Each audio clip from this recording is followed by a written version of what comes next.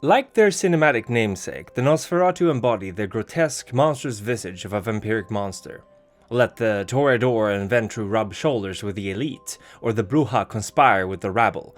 The Nosferatu find their ilk amongst the outcasts, the ones who have no place in human society either by choice or by exclusion. The embrace of the Nosferatu is a terrifying experience, and few but society's deviants have the fortitude and mentality to survive the change intact. The Nosferatu antediluvian, who is often referred to as Absimiliard, although interestingly enough not in the revised clan book where he is simply called Nosferatu, is said to have been a hunter of great skill. So talented was he, in fact, that he decided to chase Zilla, the youngest of Cain's childer. Absimiliard was no match for the vampire, however, and she scarred his face and smashed him against the rocks in the cave where he had faced her. As the hunter lay dying on the floor, she chose to embrace him. Some Nosferatu speculate that she saw in Absimiliard a means to gaining the upper hand against her brothers Enoch and Irad. She renamed her new child Nosferatu, and he soon became an even mightier hunter with the strength of the blood coursing through him. Even so, Nosferatu felt a great shame in being unable to slay his sire, and the scar on his face would be a constant reminder of his failure. He soon grew to hate her deeply enough that he wished her dead, and thus began the plan for her destruction. While other vampires dwelled in the first city, Nosferatu traveled the wild, embracing fellow hunters, teaching them his ways and his hatred for the second generation. He forced his will on them through the blood bond, and they became loyal unto death, willing soldiers in his plot. But one of his childer was not bound to him. She was a beautiful woman that Nosferatu found bathing beside a spring. He ravaged her, drained her of blood, and gave her the embrace in a fit of passion. But before he could kill her, she had escaped, and even though he sent all his childer to find her, they failed, and she is believed to be the matriarch of the clan Nosferatu. Those other childer, the ones Absimiliard bound, are called the Niktuku. Utterly loyal to their sire, they wish to find and slay all the descendants of this errant child, so that their antediluvian can present their ashes to Cain in order to atone for his crime. Or at least that's one version of the story, but we are getting ahead of ourselves. Nosferatu finally moved to kill his sire, but Zilla turned out to be much too strong, even for him and his Niktuku. He failed, and while she did not kill him, Cain in turn cursed him and all his descendants for his attempted matricide, making the once beautiful hunter and his brood twisted and hideous. Nosferatu was banished from the first city, and while he was gone, it was destroyed. It is not for certain whether Absimiliard's plot coincided with the other antediluvians' revolt against their sires, but it would seem that this happened before, as Zilla survived that, but not the subsequent uprising. Nosferatu went into torpor following this, in the very same cave where he was first embraced. But he set his Niktuku to chase down and slay all of the errant bloodline in the hopes that this would please Cain enough to lift the curse he put upon him. Or perhaps he simply wished for revenge upon the one child of his who dared defy him. Clearly the Niktuku have yet to succeed, because no matter where in the world you look, you will find broods of Nosferatu. Even before there were irrigation systems, the sewer rats have dwelled close to water. It is said that they made their havens under running rivers, feeding off of the mortals who chose to live close by. Indeed, the earliest civilizations were all located by rivers, and thus Nosferatu have a long tradition of remaining close to the cities of the mortals. With the rise of Rome and its complex sewer system, the Nosferatu found that they suddenly had an even easier access to their prey than before, and they began to influence, in subtle ways, the politics of the kine. Quite often the goal was a simple one, such as expanding the sewer and drainage canals to make more room for the growing population of Nosferatu. With the Romans' love for bathhouses, this wasn't very difficult, and it also came with the added benefit of being able to spy upon many of the rich and influential who could afford this leisure, and the vampires who similarly mingled with these mortals.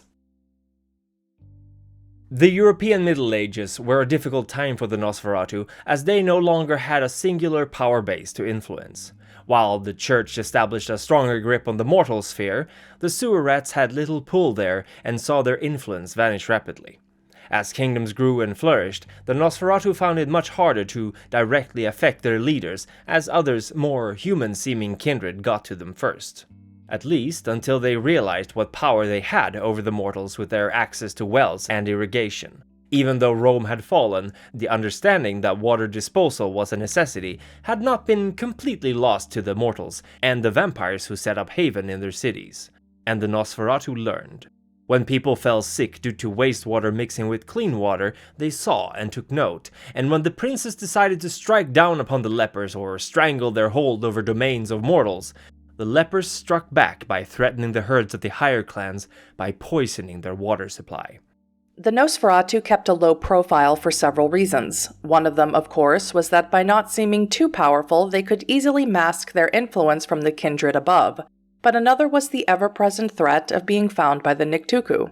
These ancient Methuselah would not stop in their hunt for the matriarch's childer, and every now and then a Nosferatu would vanish mysteriously.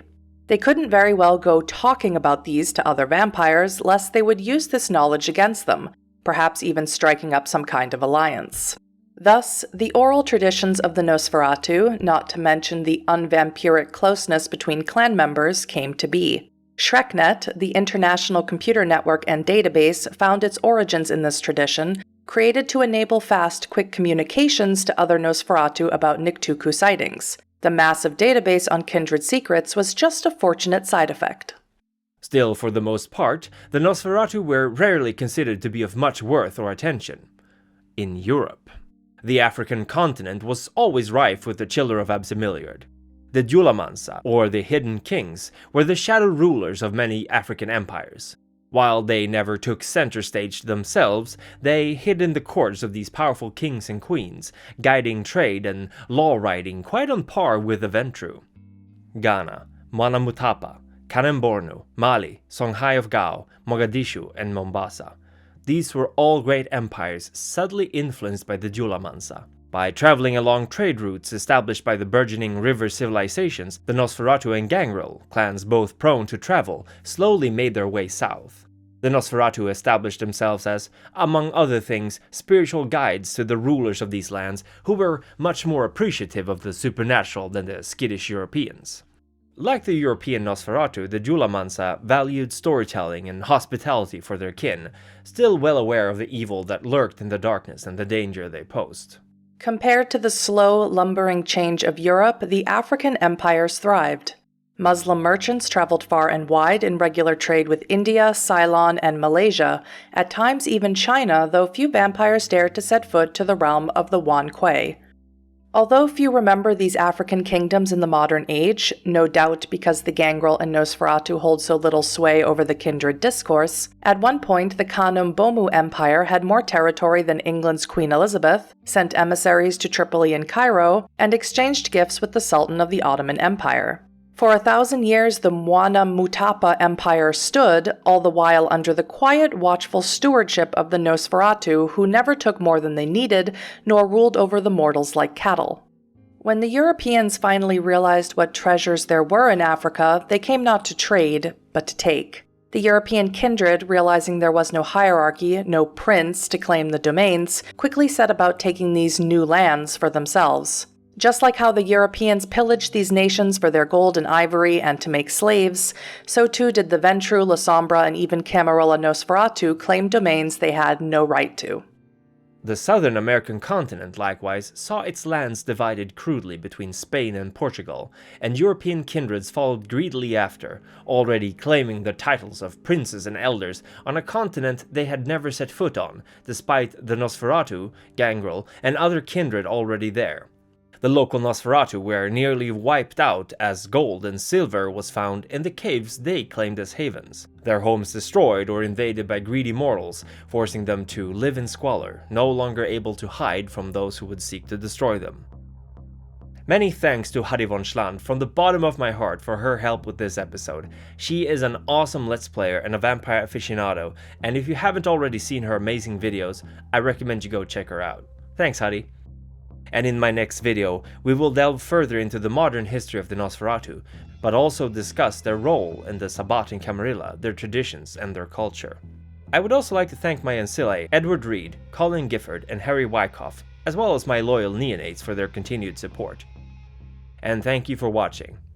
Now be careful out there, for Gehenna may soon be upon us.